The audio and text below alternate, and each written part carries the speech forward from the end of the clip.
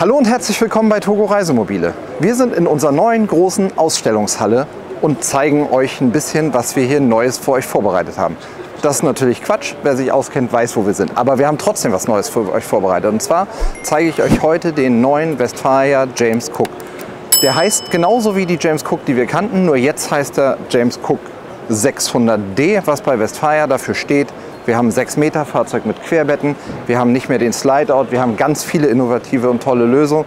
Und ich glaube, dass das ein Fahrzeug ist, was im Allradbereich super viel Bewegung erzeugen wird. Und ich bin gespannt, ob ihr das genauso seht. Und deswegen tauchen wir jetzt gemeinsam ein und gucken uns den 2025er Westfalia James Cook jetzt im Detail an.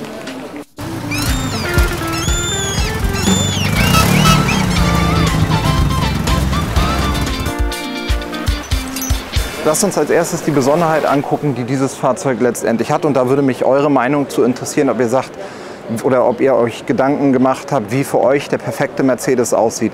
Weil man bei Mercedes ja immer das Problem hat, dass das Auto eigentlich zu schmal ist, um ein gutes Wohnmobil zu sein sozusagen, dass die Leute aber, sei es aus Allradgründen, aus Assistenzsystemgründen, aus Imagegründen, gerne einen Mercedes Sprinter als Basisfahrzeug haben wollen.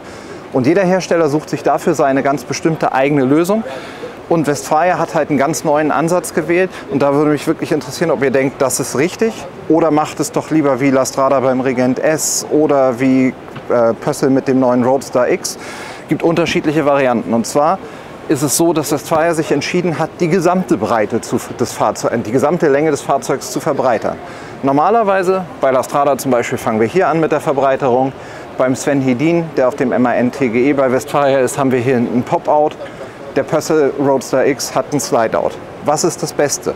Westfalia hat halt gesagt, komm, wenn wir es verbreitern und ein Kunststoffteil anfassen, dann lass uns doch vorne anfangen. Wir ziehen das ganze Auto in die Breite, wachsen nach hinten immer weiter an und haben hier hinten, jetzt brauche ich doch mal das Maßband, bitte, und haben hier hinten, bleiben Sie dran, also sofort, eine Verbreiterung von fast 15 cm. Also wirklich relativ groß das mit dran. Auf der einen Seite ist es ein bisschen eine ungewohnte Optik. Ich finde, wenn man so einen halben Schritt zurücktritt und sich das anguckt, sagt man eigenwillig. Aber auf der anderen Seite denke ich, why not? Also es ist doch einfach eine richtig schöne, gute Lösung. Und das ist genau das, was hier steht. Innovative GFK-Verbreiterung. Was das mit dem Fahrzeug im Innenraum macht, das sollten wir uns jetzt angucken. Und dann sehen wir, ob das eine gute Idee ist oder nicht. Bevor wir ins Innere reingehen, bei dem James Cook habt ihr zwei verschiedene Varianten. Ihr könnt ihn so haben wie hier mit dem Aufstelldach. Das hat bei Westfalia ein paar Lösungen, die anders sind als bei anderen Herstellern. Da gucken wir gleich noch mal rein, das versuche ich euch zu erklären. Oder ihr könnt ihn so haben wie der andere, der dort steht. Nicht, weil es eine andere Farbe ist, sondern der hat kein Aufstelldach drauf. Bei dem Slide-Out James Cook, also dem bei 6 Meter mit Längsbetten, habt ihr noch eine dritte Dachvariante mit dem GFK-Hochdach. Da haben wir gerade neulich ein Video zu gemacht, das verlinken wir euch mal hier unten in der Videobeschreibung. Die gibt es für dieses Fahrzeug nicht. Also hier habt ihr die Wahl zwischen Aufstelldach als echter Vierschläfer oder getrennt schlafen für 2 Erwachsene oder einfach mal innen, mal außen oder mit mehr Licht und Luft von oben mit den Dachfenstern und dann als quasi James Cook Classic, also normales Fahrzeug. So. Was wir auf den ersten Blick sehen, ist, dass das komplette Möbeldekor anders ist. Wir müssen hier auf der Messe alles ein bisschen anders angehen, weil wir natürlich uns mit allen anderen, die hier auch gucken wollen, ein bisschen abstimmen müssen. Aber wir gucken einfach mal rein und gucken, wie Westfalia das Ganze hier umgesetzt hat.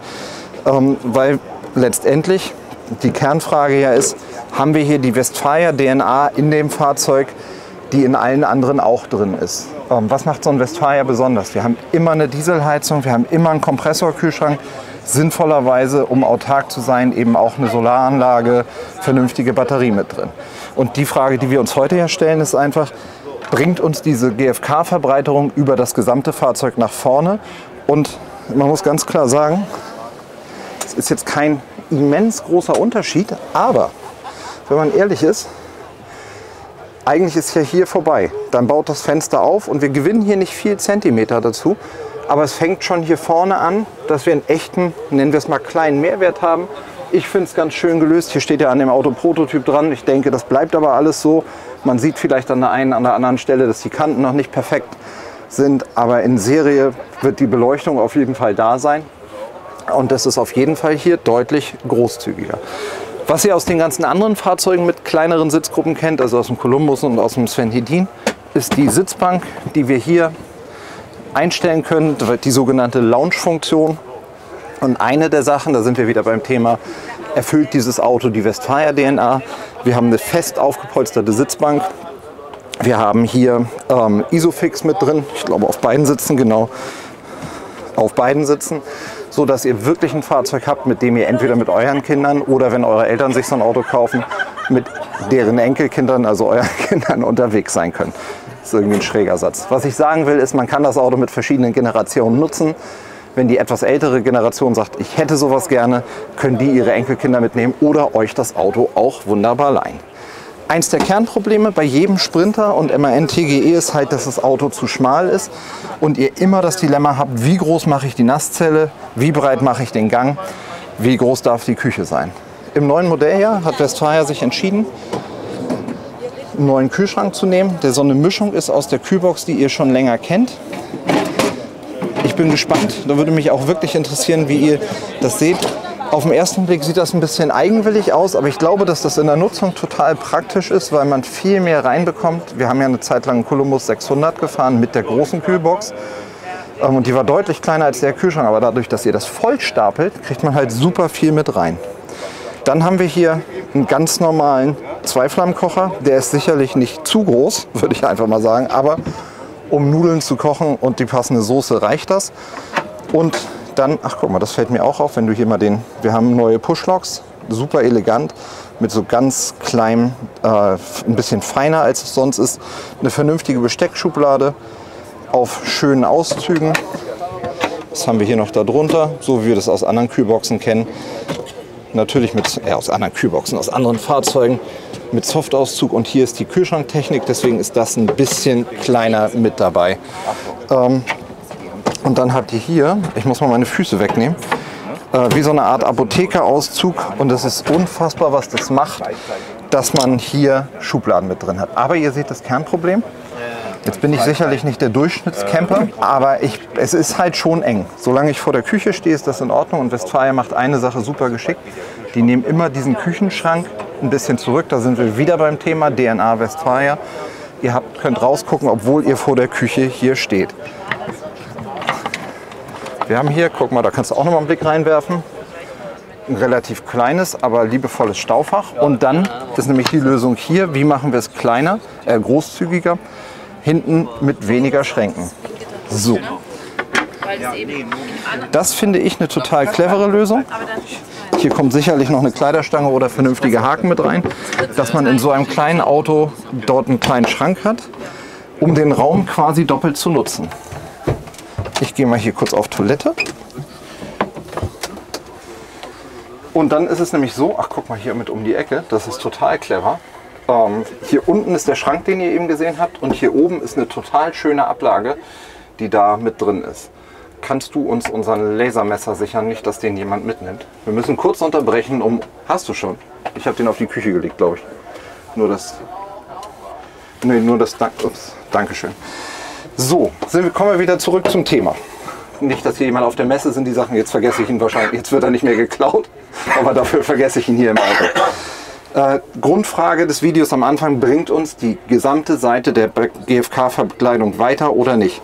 Und da muss man sagen, ich finde das auch hier, glaube ich, eine clevere Lösung, weil auch hier, ich sitze auf Toilette, ich bin halt mit 1,92 mit deutlich zu viel Kilos, größer als die meisten, aber ich habe eine super Beinfreiheit, ich kann hier komfortabel sitzen und das Auto wäre eigentlich hier vorbei und wir haben hier einfach das Plus an Raum. Und das, was Westfalia hier macht, ist, dass wir hier ein Klappwaschbecken haben. Da sieht man schon noch, dass das ein Prototyp ist. Das ist schon bei der Produktion 2-3 Mal runtergefallen. Aber ihr habt hier das Waschbecken zum Hochklappen. Und wenn man Platz zum Duschen braucht und das klappt in das Fenster rein. Das heißt, hier in der Nasszelle gewinnen wir wirklich diesen Raum, haben ein vernünftiges Waschbecken, eine vernünftige Toilette und eine gute Duschmöglichkeit, in der man, jetzt haben wir den Messer extra dabei, kann man den auch noch verklappen, ja. Von der Stehhöhe, ich messe mal da bewusst in die Duschwanne, ich stehe Hier haben wir 1,86.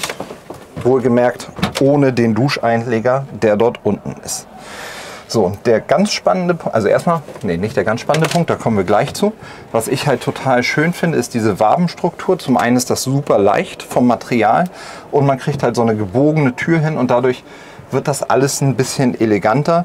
Und was ein total netter Nebeneffekt ist, ist, wenn man hier drin diese Lichtleiste anhat, dann habt ihr so eine Art indirekte Beleuchtung. Und so Lichtquellen, die man nicht sofort sieht, machen ja ein Auto immer noch mal ein kleines bisschen hochwertiger und schöner. Die spannende Frage aber ist ja, ob diese Hecktürverkleidung uns im Bettbereich voranbringt. Und da, gerade weil es jetzt so schön frei ist, sollten wir schnell nach hinten springen und gucken, wie es dort aussieht. Über Optik, über Design, über alle Dinge kann man streiten. Fakten, die wir brauchen, sind die echten Maße. Ich messe uns mal hier die Bettenbreite, wenn ich das hinkriege. Zack. Wir haben hier vorne 1,44 Meter. Wir immer ins Verhältnis setzen Mercedes Sprinter. Wir haben hier in der Breite, ich nehme mal das Kopfkissen kurz weg, in der Breite auf der Höhe, wo ich liege, 1,98,6, wobei ja dran stand, wir haben ein Doppelbett größer als 2 Meter. Das heißt, wir müssen wahrscheinlich den breitesten Punkt vom Bett finden. Da seht ihr, Prospektangaben sind das eine. Hier ist schon 2,2 Meter.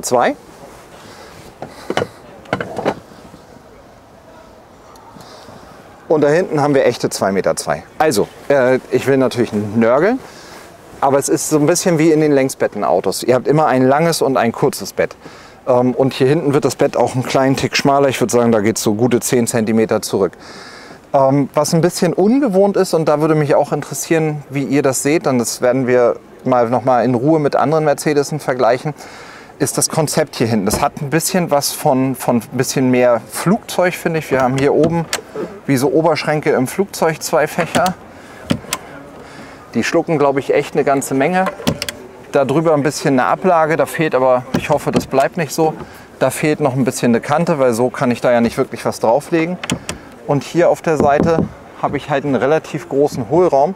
Da müssen wir vielleicht noch mal fragen, ob damit noch irgendwas passiert, weil irgendwie frage ich mich schon, was mit der Ecke dahinter ist. Da hätte ich eigentlich lieber ein bisschen Stauraum. Hier oben eine offene Ablage, das finde ich ganz gut. Und insgesamt, wenn ihr mal unter die Matratze guckt, ich hebe die mal an, Westfalia typisch natürlich punktelastisches Lattenrost und eine richtig schöne Kaltschaummatratze. So, ich komme mal zu euch raus, dann gucken wir uns den Heckstauraum noch mal an. Und der Heckstauraum ist dann auch wieder was dieses Fahrzeug deutlich abhebt im Sprinterbereich, weil wir hier einen sehr großen Raum haben. Das kann Westfalia sich erlauben, und da sind wir jetzt zum 5. oder 6. Mal bei dem Thema Westfalia DNA, weil wir konsequent eine Dieselheizung mit Warmwasser-Fußbodenheizung haben, weil wir konsequent einen Kompressorkühlschrank haben und dadurch deutlich weniger Gas brauchen als in anderen Fahrzeugen. Das heißt, man hat das hier so gemacht, wir haben eine kleine Gasflasche, wir haben einen Wassertank, der perfekt an den Radkasten angeschmiegt ist, oder angepasst ist, und dadurch bleibt der Stauraum größer als in anderen Fahrzeugen. In Fakten heißt das, wir haben hier 1,74,2 und hier 1,20 und das Ganze auch in einer adäquaten Höhe von 81,5 cm. Und wenn ihr mal ein Fahrrad reinstellen wollt, kann man das hier eben auch hochklappen.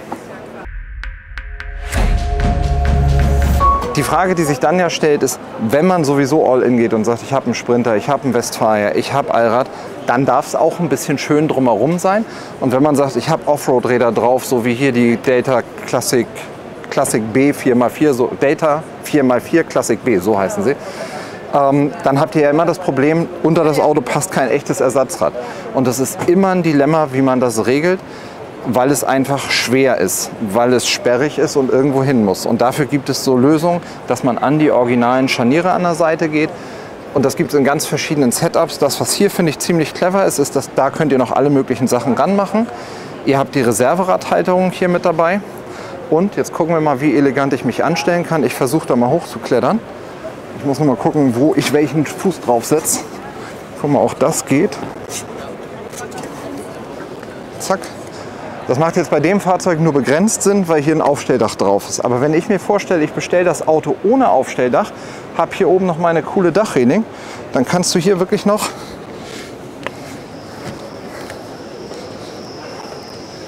die ganze Welt erobern. Man darf nur keine Höhenangst haben. So, ich werde jetzt mich mal hier so elegant wie möglich runterschrauben. Das braucht ihr euch nicht mit angucken. Gefällt euch der James Cook? Wenn ja, kommt gern bei uns vorbei. Wenn ihr sagt, ich suche eigentlich einen anderen Mercedes Sprinter, dann guckt euch auch die Videos von La Strada und von Pössl an. Da haben wir auch super viele Allradsprinter mit im Programm. Ich freue mich auf jeden Fall auf euch im nächsten Video. Schöne Grüße, bis bald, alles Gute.